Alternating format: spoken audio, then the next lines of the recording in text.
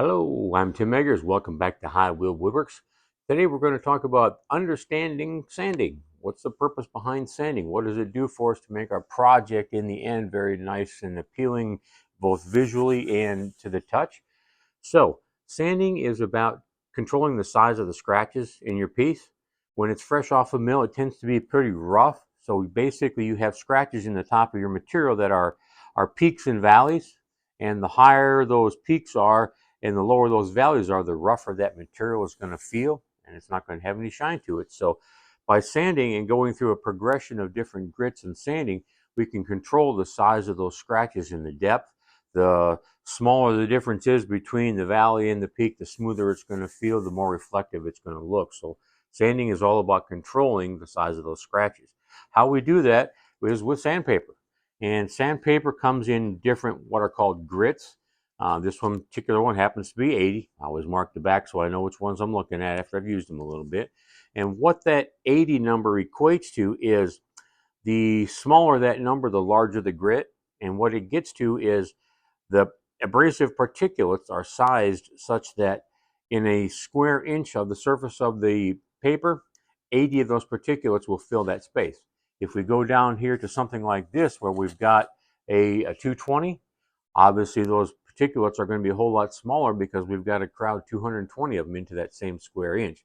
So the larger the number, the smaller the particulate, the finer the finish that we're going to get from it. On a random orbit disc, we'll attach this to our disc sander. It's going to spin in a circle, but it's going to be kind of more of a random circular motion like this. That's why it's important when we're using our random orbit disc to take it across our surface at no more than about 1 inch per second, nice and slow. Let it do the work. Let the tool do the work as we're going across there. And those little rivulets that we get into, those little curlies, will be close enough together where they won't be visually we won't see them for the most part. If you're doing this and going like this, you are completely wasting your time. You're not going to accomplish anything. You might feel like you're getting something more done. It's a complete waste of time. What that does is it takes those curly cues that we get from sanding and it spreads them out and makes them a whole lot more defined, pronounced, a whole lot more visible. So simply take it across there nice and easy at about 1 inch per second.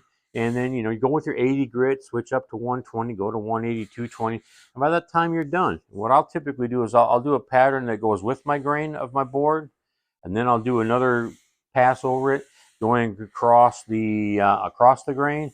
And sometimes I'll even do a diagonal on there just to make sure that I get everything covered. And of course, we'll use the pencil trick too once in a while, and then I'll put pencil marks on there. And when I've gone over the whole thing, those pencil marks being gone basically tell me where I've been and where I have yet to go. So use those as ideas in terms of how to sanding. Again, the grit is a number that tells you how fine the particulate is, and you start out with a smaller number and you go to the bigger numbers, make your way through it.